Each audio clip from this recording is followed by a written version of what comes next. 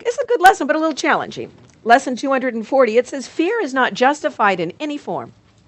And I think for us, the reason why that may be a little challenging is we've become so used to fear. Those feelings of fear, that how fear can grab us. It seems like fear is something that we've been told is a good thing to have. That over the centuries or over the eons, man has developed these instincts towards fear. You know, we're afraid of this, we're afraid of that, and it protects us. And it protects, what the Course would basically tell us, it protects our physical bodies. It may protect our physical bodies, but that is not who we are.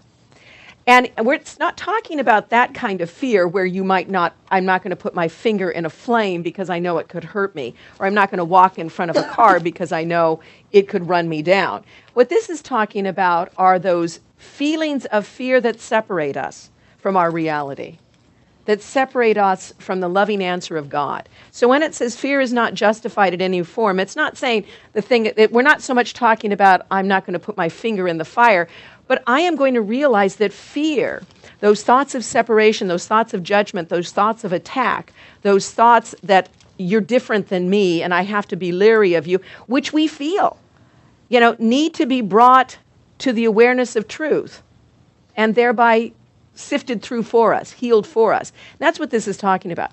Fear is not justified in any form for the Son of God. It gives us nothing. It provides us with nothing. Now you may say, but I'm so used to it. And that's what the Course says. There's a lot of ancient learning we've gotten used to. Gotten used to being afraid of this and afraid of that. We've gotten used to being leery and suspicious of things.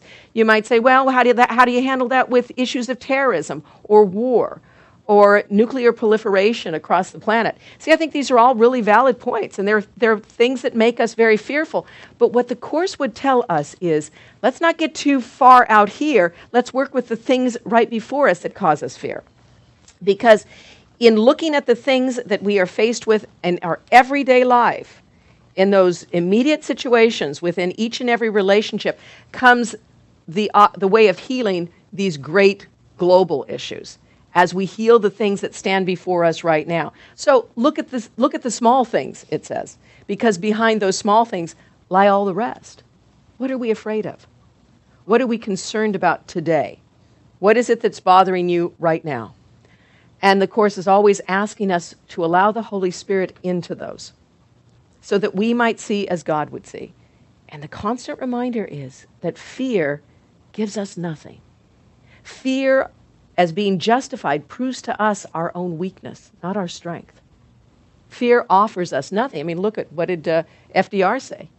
That was such a great line. There's nothing to fear but fear itself. We've heard that said. We've all said it. But have you really looked at it? The greatest fear is fearing something, because what it does is prove to you, you are weak. You are vulnerable. But when we recognize that fear does not give us anything, now, how do we get there? How do we get to that awareness? We need help, because certainly there's a lot of, as I mentioned before, ancient learning that seems to prove to us fear does something for us. So we do need help. And that's why it's saying, what is fear? Let's look at it from that standard point. It says the first line, fear is deception. These are some big perennial thoughts in the Course. Fear is deception. It attests that you have seen yourself as you could never be and therefore look upon a world which is impossible.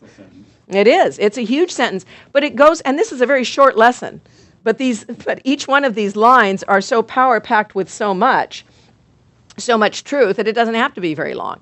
When it says that fear is a deception, what does it say in the very beginning of the introduction to A Course in Miracles? It says it's A Course in Miracles, It says, the opposite of love is what? Fear. But what is all-encompassing, it says, can have no opposite. So even though we believe in fear, fear seems to rule this world and a great deal of our life, it's saying that it cannot even be real. So the first line here where it says fear is deception is the same as saying that line.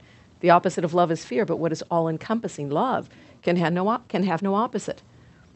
It goes on to say, so believing in fear, seeing fear, it attests that you have seen yourself as you could never be, and therefore look upon a world which is impossible. So from an opinion of yourself that is not the truth comes a world that supports the opinion you believe in.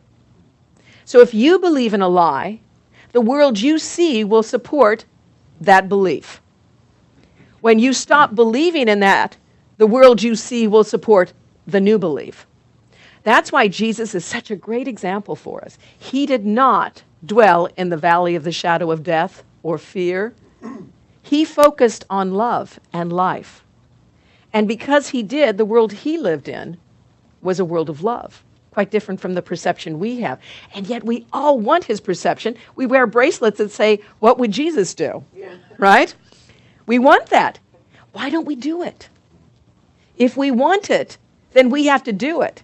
We have to live in that daring. You know, he lived a daring life, didn't he?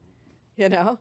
And that's what we're asked to do. We have to start looking at this and say, fear is a deception. It attests that you have seen yourself and believed in something that could never be, that you have seen yourself as separate, which could never happen, and therefore you are looking upon a world which is impossible, but can be healed by where you dwell, by the choice you make.